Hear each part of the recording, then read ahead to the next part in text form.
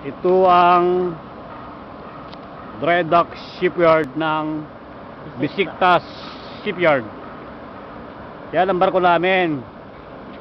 Ano, nakapatong sa kwan lupa. Ano ba yan? Patungan.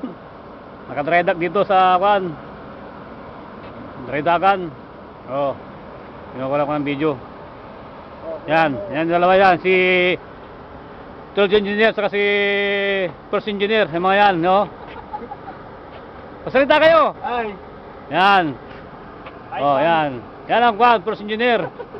Doon naman second engineer. Ako, motorman. Malaki tapa eh. Ayos ah. Eh, motorman alam na asawa ko eh. Alam nga naman na sabihin yung engineer ko. Di ba? Alam, di magtataka siya. Oh. Di ba? Oh, yan ah, malaking barko, cargo. Hindi makuha ng isang ano, laki-laki. Oh. Super laki. Kala na eh, 1/3 ng ano natin. Oh.